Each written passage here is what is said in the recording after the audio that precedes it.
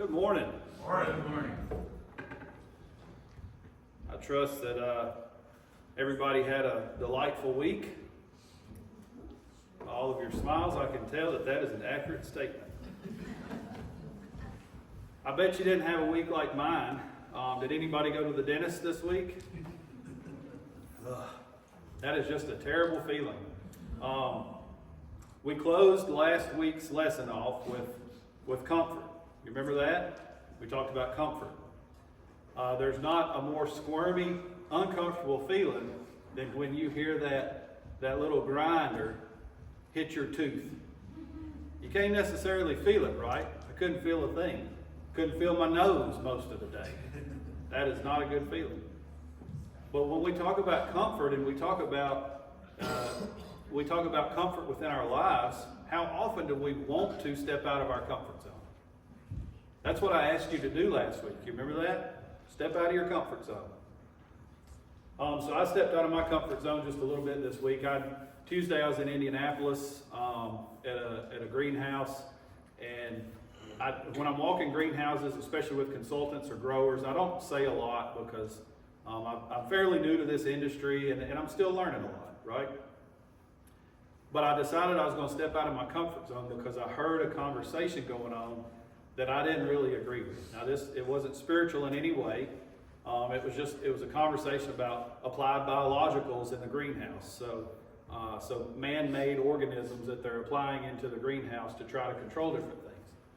And I kind of disagreed with them, so I thought, I've been hearing this conversation time and time again at work, and I just can't take it anymore. I got to say something. So I stepped out of my comfort zone and I said something. And guess what happened? It completely steered the conversation the way that I was wanting it to go.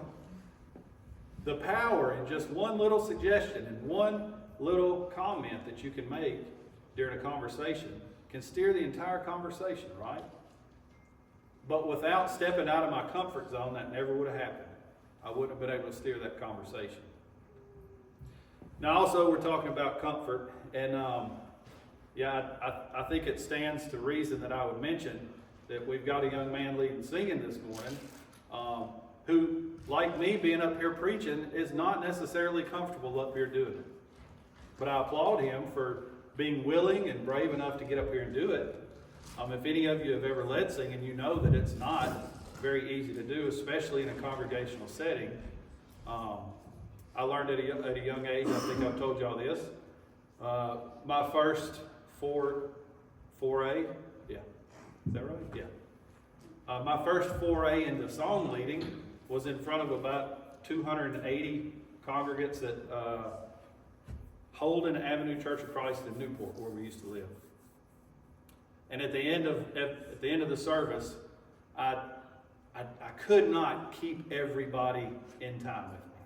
And at the end of the service, an old lady walked up to me and she goes, "I thought you knew by now that us Church of Christers just sang at one tempo." Well, I didn't. First off, I didn't know we were Church of Christers. Second off, I can sing at all kinds of different speeds and tempos, right? But that made me so uncomfortable that I didn't lead singing until we moved here. And that was, goodness, Harrison was 1. So that was 18 years ago that happened to me. But I got in my comfortable box. I let somebody else do the song lead, right? I sat down there and sang. And I sing loud. But I sat down there and I sang. And I praised God with my voice. And I worshiped God with my voice from the pew. Because that's where I was best suited. Because I was not comfortable being up here leading singing. And then I realized it's not necessarily about my comfort and what makes me comfortable, right? It's about what I can do, the talents that I have that I can utilize to praise God, to advance the gospel, to further His kingdom here on earth. I mean, if I can't get an amen out of you on that, amen, I'm not going to be able to get one. So I appreciate that. So we started this study of Nehemiah last week, and we talked primarily about Nehemiah, about who Nehemiah was, about being the king's cupbearer, about where he was. He was in Susa. He was with King Artaxerxes at his right hand. And this story of Nehemiah, it does go hand in hand with what we are experiencing here in Green Bay and what a lot of congregations of the Lord's Church across the United States and probably across the globe are experiencing right now. What it is it's a tale of something that needs to be done. It's a tale of somebody needing to do something.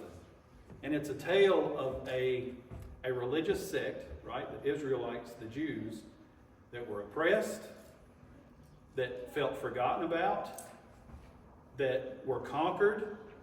It's about them regaining their prominence, their position, their safety, their security, right? We talked last week about the wall and what the wall meant to them. And it was very interesting when we talked about the wall in here versus talking about the wall with the Hispanics. You can imagine it was two completely different reactions when we started talking about a wall. But we understand that the wall of Jerusalem that Nehemiah is going to take on himself to build or rebuild, we understand that was for the Jews' safety in that day and time, right? They're coming off of rebuilding this brand new temple, this big beautiful temple. And what do they not want to do? They don't want to get conquered again, right? They don't want somebody coming to the gates of Jerusalem or the walls of Jerusalem that are completely demolished and completely broken down. They don't want somebody coming in there and conquering them again and destroying their temple again. You can imagine how terrible that would be, to feel unsecure in your own home. Have you ever felt unsecure in your own home? I can only think of one time that I ever felt unsecure. It's the only time we've ever changed our locks.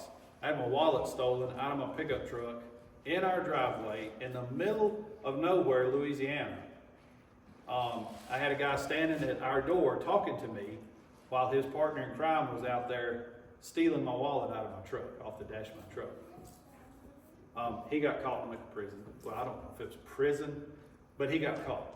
And the only reason I know that is because he tried to use my credit card at Walmart in West Monroe. And I was told by the sheriff's department, that's the last place you ever go to utilize a stolen card. Because they've got so many cameras in that place, and they've got so much technology, they've got you on camera from the time you walk in to the time you exit. Well, I found out he was trying to use my card at Walmart because I was on the phone with the credit card people. So what did I do in my vigilante self? I jumped in the truck, headed to West Monroe. And who did I happen to pass along the highway? The same red truck that had been sitting in my driveway. So what did I do? I called the sheriff's deputy that had just left my house. I cut a U-turn in the road, and Summer's looking at me wide-eyed going, please don't do this. She's sitting next to me. But I couldn't help it. I got to get my wallet back. I got to get my cards back. And I see the guy that did this to me, right? He created such distrust in me and so much unrest within my own home that we changed the locks on our house. We bought a security system called Vivint. I don't know if you know anything about Vivint, but do not buy a security system from Vivint. Put that out there. It is the hardest company to untether yourself from. We found that out after we moved up here. So how does this that story doesn't necessarily have anything to do with Nehemiah other than the discomfort that we felt and the unrest that we felt. This is the feeling that these Jews at this point in time have. They've got a severe feeling of unrest and distrust because of what's happened to them in the past. Their temple's been destroyed, their city's laid bare, their walls have been broken down, they have no security, right? Did they have an army? They didn't have an army. Not like the Babylonians, right? Not like the Romans of later day. They didn't have an army like that. They couldn't protect a city like that just with arms, right? With spears, with bows and arrows, with swords. So what did they do? They needed to build a wall, right? The interesting thing about this story with Nehemiah is how he came about being the one that was going to do this. And how he came about getting the resources that he needed to do this. How he got the funds to rebuild the wall. How he got the lumber to rebuild the wall. Now I want to ask you, just show of hands, anybody in here ever built a house? Built a house? You know, bought a piece of property or already owned the property and you built a house from a foundation up, right? It's inexpensive, right? Everything happens on time. The materials don't really cost what they say they're going to cost. They're way less expensive than that. Right, sound about right? Not even remotely.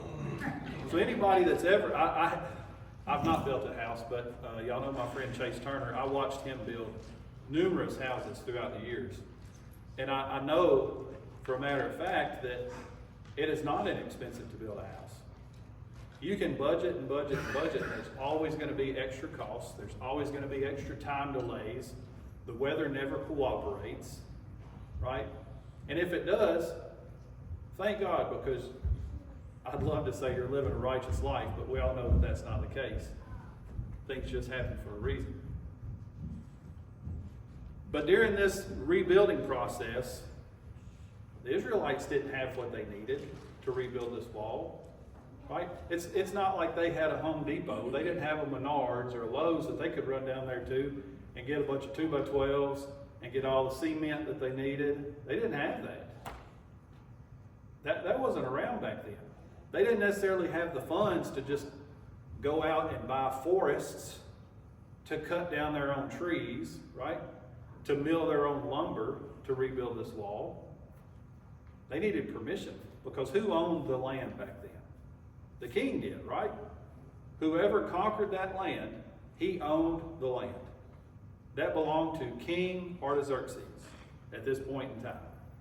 The forests in the area, the rivers in the area, the topsoil in the area. Nowadays, you can go out and dig a hole anywhere you want to with a shovel. Back then, you couldn't. It wasn't yours.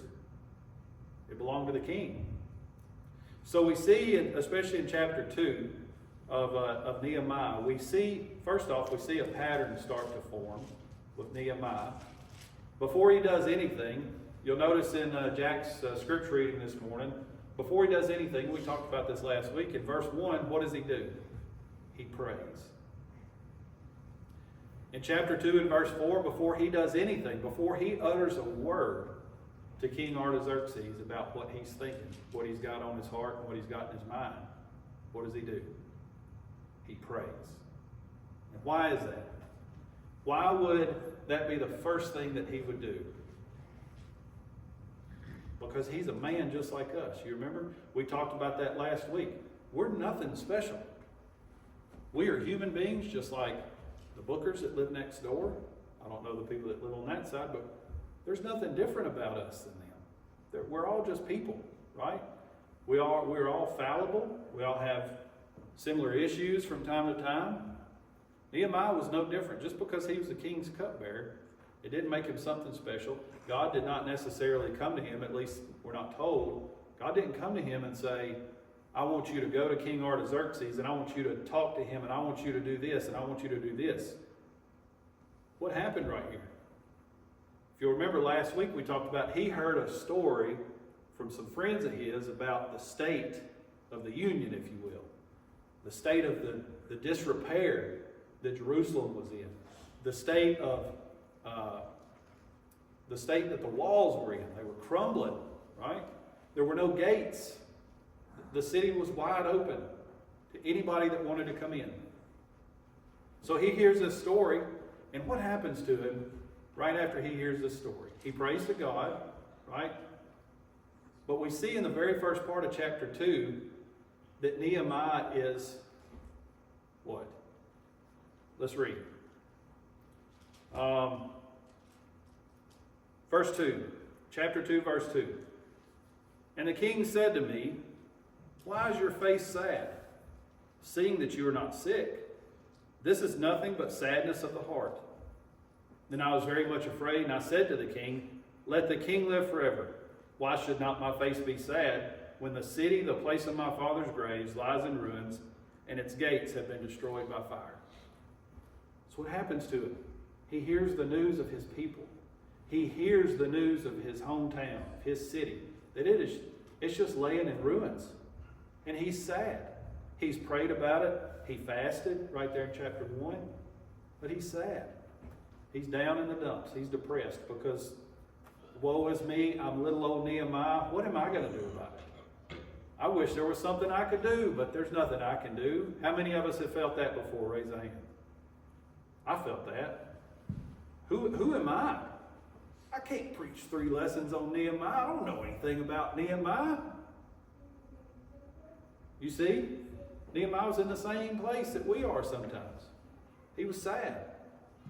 If we look at this in relation to who we are right here in Green Bay at this point in time, Summer and I spoke about this the other day, and it kind of resonated with me.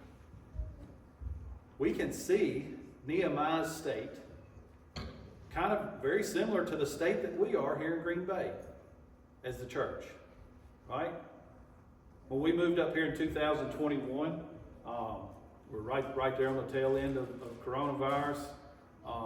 There was still a lot of unrest, right, and discomfort in this world about getting other people's germs on me. But other than that, what was happening to this church? If you'll remember, we sat over here in this fellowship hall, the majority of us. I think there were about 60 of us in that particular meeting. Willie Franklin was here. And we talked about what was going on here at that point in time. We came to the conclusion that we were dying. As much as we did not want to be a dying church, we were a dying church. It was a sad state of affairs. We needed something. We needed a rejuvenation. We needed a movement of the gospel within us. We needed somebody, right? We needed God. We needed something to snap us out of where we were, because we were going downhill fast. And it was no fault of anybody's, no one particular person or group of people. Nobody caused this, but that's where we were. I remember those conversations very succinctly. And that's what we said about ourselves. I don't see us that way anymore. I don't think that we're a dying congregation. I think that we've been through a lot of changes, and I think that we are very strong right now together. And I'm very confident in that. But you can see where we were very similar to Nehemiah's situation. We were coming off of something that completely destroyed us. It shattered everybody's trust in their fellow man, right? And we were sad. A lot of people were sad. But we turned the corner. Nehemiah's going to turn that corner too. King Artaxerxes notices within him, though, that he's sad. And he doesn't know why. He apparently never seen Nehemiah sad before. But he sees him in a state that he does not like, and he asks him about it. So here's a servant of the king, right? His cupbearer, he's still a servant of the king. And the king takes time to ask him, what's going on? What's going on in your life? What's going on with your mind? What's going on in your heart? Why do you look sad? And Nehemiah tells him, should I not be sad? My hometown is laying in ruins. That's what he tells him. What does King Artaxerxes say to him? Well, what does he do right after that? King Artaxerxes asked him, then the king said to me, what are you requesting? And then what does Nehemiah do? He goes, he feels that welling up, right? That sense of excitement. Oh, the king is asking me something? He gets this movement within himself, right? And what does he do? What's the first thing he does? Before he answers the king, we're told that he prays. What's he praying for? We don't know. We're not told what he asks. We're not told what he prays for here like we are in the first chapter of Nehemiah. But we know that he prays to God. First off, why does he pray to God? Because without God, nothing is possible, right? But with God, everything's possible. So I prayed to the God of heaven, and I said to the king, if it pleases the king, and if your servant has found favor in your sight, that you send me to Judah, to the city of my fathers, that I may rebuild it. And the king said to me, with the queen sitting beside him, how long will you be gone, and when will you return? So it pleased the king to send me when I had given him a time. And I said to the king, if it pleases the king, let letters be given me to the governors of the province beyond the river, that they may let me pass through until I come to Judah. And a letter to Asaph, the keeper of the king's forest, that he may give me timber, or make beams for the gates of the fortress of the temple, and for the wall of the city, and for the house that I shall occupy. And the king granted me what I asked, for the good hand of my God was upon me. Then I came to the governors of the province beyond the river, and gave them the king's letters. Now the king had sent me with officers of the army and horsemen. Now why did he do that? Don't you think it would just kind of be strange if some random fellow shows up and he's asking for a bunch of lumber and trees cut out of the king's forest? He's got a letter, but it's just one guy. You know, who knows where he really got this letter, right? So what does King Artaxerxes do? He sends him with officers of the army and horsemen as well. Now we're fixing to see what happened by outsiders. Right? So we talk, I don't know if y'all remember the video that Derek showed when we began this study of Ezra and Nehemiah. But it talks about all the opposition that comes, right? The opposition that comes while they're trying to rebuild the temple. And we're fixing to see the first opposition as Nehemiah starts this journey to rebuild the wall. The interesting thing about this is, this opposition did not come from within the ranks of the Jews, right? The opposition came from people who had been escorted out of the land of Canaan as the Israelites came in, right? So we've got in verse 10, chapter 2, verse 10, we've got Sanballat the Horonite and Tobiah the Ammonite. And it displeased them greatly that someone had come to seek the welfare of the people of Israel. Why? Why did it displease them greatly? Well, first off, they saw that the cupbearer to King Artaxerxes was the person that came to show interest in the welfare of the Israelite people. They saw that and they went, here's a defeated people. Here are the Israelites. They're defeated. These other races, these other tribes, right? The Horonites, the Ammonites, they had been cast out as well. They had been cast out of the land of Canaan and replaced by the Israelites. Well, now, after the destruction of Jerusalem, after the destroying of the temple, you see these people coming back in to the land of Canaan, into Jerusalem and Judah in particular, and they're getting comfortable, right? We're talking about comfort. Remember? They get comfortable. They get to feeling like they've got a place in society. They get to feeling like they're looking down their noses at those Jews. You know? They don't like them. They don't want them to be God's chosen people. They don't think that they are God's chosen people. They think that they're less than. How many people in here have heard that term, less than? Interesting. They think of the Israelites as less than themselves. But here they see this Jew, right? They see Nehemiah walk up there with a letter from the king,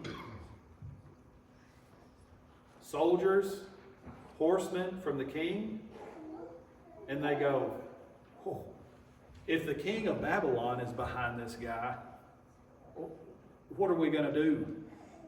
We're going to get kicked out of our home again, right? You can see why they would oppose what's going on. They're in an uncomfortable position. They like where they live. They don't want the Jews to regain status. They sure don't want the king of Babylon to be in Congress with the Jews, right? It's got to be a horrible feeling. Not just on Nehemiah's part, not just on the Israelites' part, but on those that had been conquered and had come back into their homeland.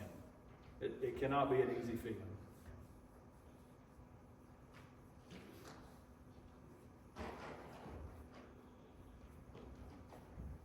When Nehemiah goes to the king's forest to get lumber, to get supplies, we understand that without God, nothing is possible. But with God, everything is possible. But a wall's not just going to appear, right? Paint's not just going to magically appear on these walls.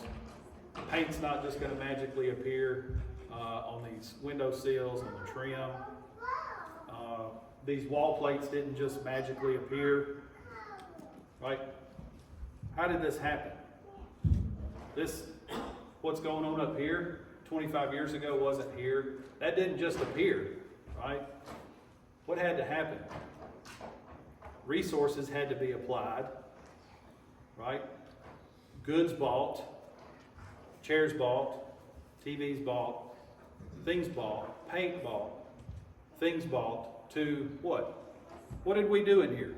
We rejuvenated, right? We utilized resources that we had to rejuvenate.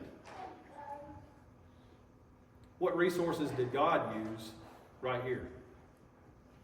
First off, he used Nehemiah.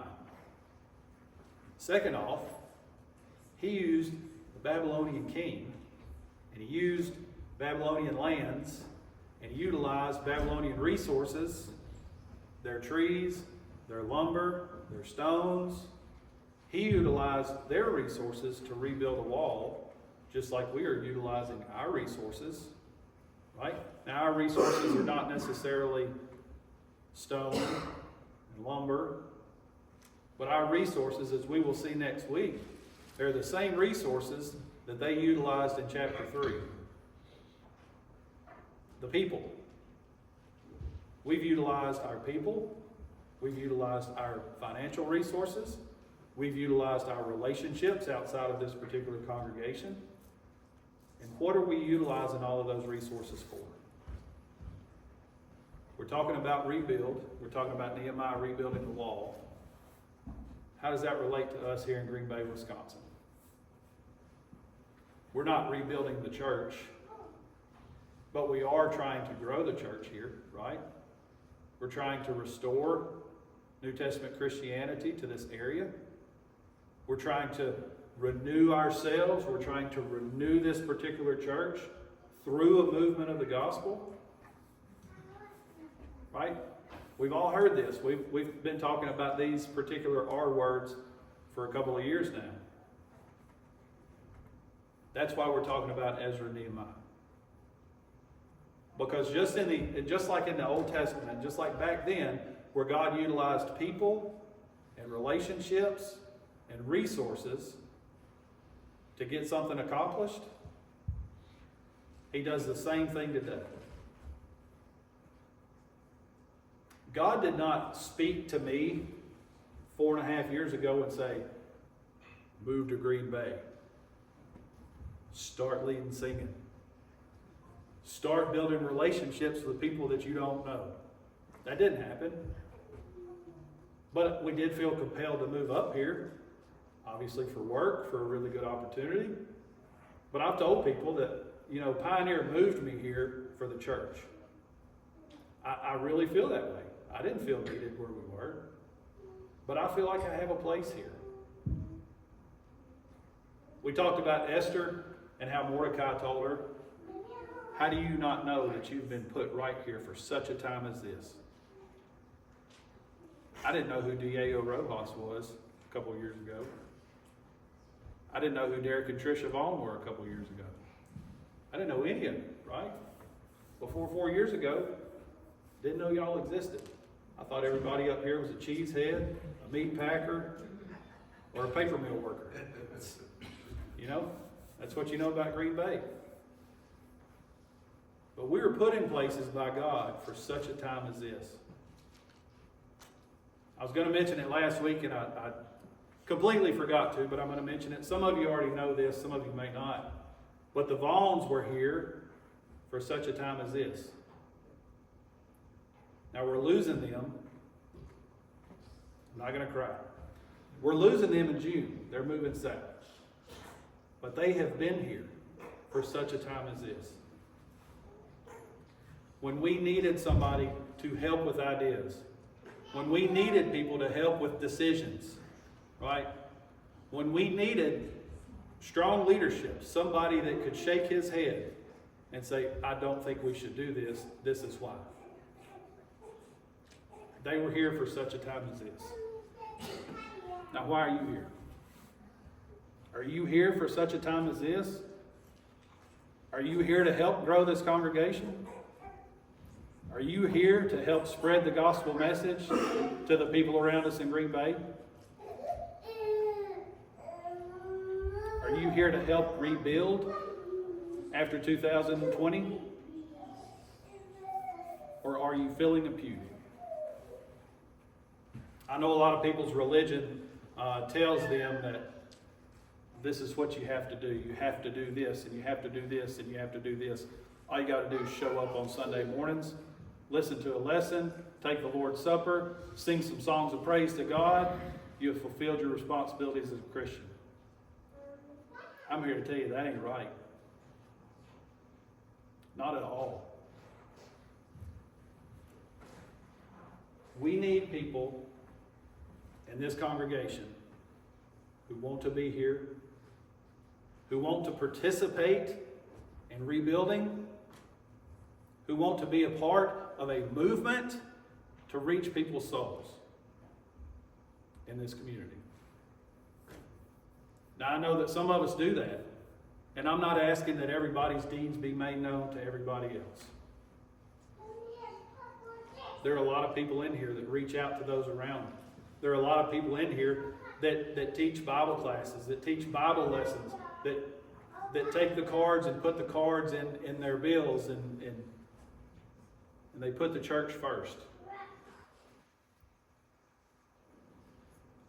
We're all blessed with different talents. Nehemiah's talent was what?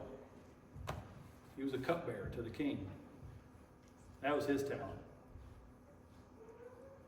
But he saw an opportunity to step out of his comfort zone and do something that he'd never done before. He had never led men to the king's forest to get lumber, to get stones. He'd never built a wall. He had never led men. He's just a cupbearer. Don't sit in that chair this morning or in your recliner at home or wherever you might be. Don't sit there and think, I'm doing enough. Opportunities are around us every single day to advance the gospel in Green Bay, Wisconsin. If we are taking advantage of those, applause to you and kudos to you. You're doing what is asked of you. If you're not, think about Nehemiah. As you go throughout this week, I want you to think about and compare yourself to Nehemiah and Nehemiah's situation. First off, none of us are cupbearers to the king, right? A lot of us have a 9-to-5 job or a 24-hour day job, whatever the case may be. But most of us, we work a job, we go home to our families, right? We live our lives. Nehemiah saw an opportunity to help his people, to help God's people. And what did he do? He jumped at the opportunity. My ask for you this week is that you would compare yourself to Nehemiah and look at the opportunities that are around you. It's not always easy to see those opportunities, I'll give you that. I probably pass up opportunities every day to talk about the gospel. But each and every single one of us can be better at it, right? We all need to do our part to advance the kingdom of God, to further the gospel in our communities. That's what we're asking. That's what I'm asking. That's what we need at Green Bay Church of Christ. Similar to last week, I'll tell you this lesson doesn't necessarily lend itself to offer an invitation as we traditionally do.